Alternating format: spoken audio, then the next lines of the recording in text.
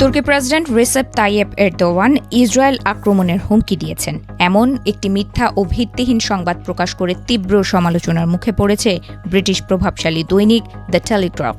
সত্যতা যাচাই না করেই প্রতিবেদনটি প্রকাশের পর বিশ্বজুড়ে তোলপাড় সৃষ্টি হলে সোমবার সকালে পত্রিকাটি তাদের অনলাইন সংস্করণ থেকে খবরটি সরিয়ে নিতে বাধ্য হয়।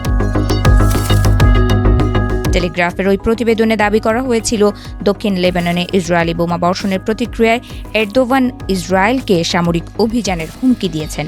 সেখানে বলা হয়, লিবিয়া এবং কারাবাখের মতো ইসরায়েলেও তুর্কি বাহিনী প্রবেশ করতে পারে বলে প্রেসিডেন্ট হুঁশিয়ারি দিয়েছেন। তবে অনুসন্ধানে দেখা গেছে প্রতিবেদনটিতে ব্যবহৃত উদ্ধৃতিগুলো ছিল অন্তত 2 বছর পুরনো।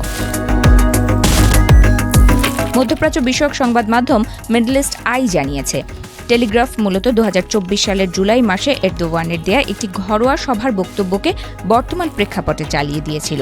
তৎকালীন সময়ে আঙ্কারার একটি দলীয় সভায় এরদোয়ান ফিলিস্তিন ইস্যুতে তুরস্কের শক্তির প্রয়োজনীয়তা বোঝাতে লিবিয়া ও কারাবাখের উদাহরণ টেনেছিলেন, যা বর্তমানে কোনো নতুন ঘোষণা ছিল না।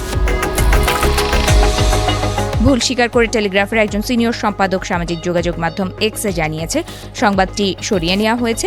তিনি উল্লেখ করেন, সংবাদটিতে ব্যবহৃত উদ্ধৃতিগুলো হয় অনেক পুরনো অথবা পুরোপুরি উদ্দেশ্যপ্রণোদিতভাবে তৈরি করা।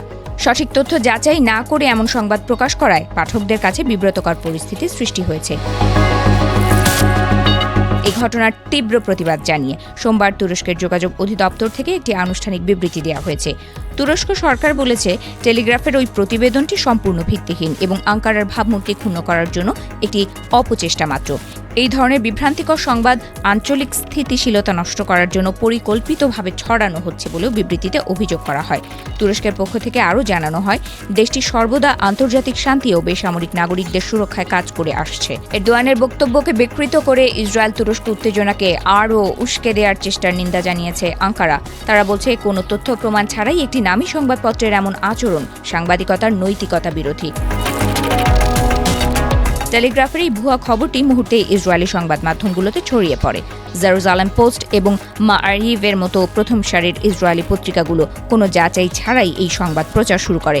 ফলে দুই দেশের কূটনৈতিক সম্পর্কে টানাপোড়েন চরম পর্যায়ে পৌঁছায়, যা নিয়ে আন্তর্জাতিক মহলে গভীর উদ্বেগ তৈরি হয়।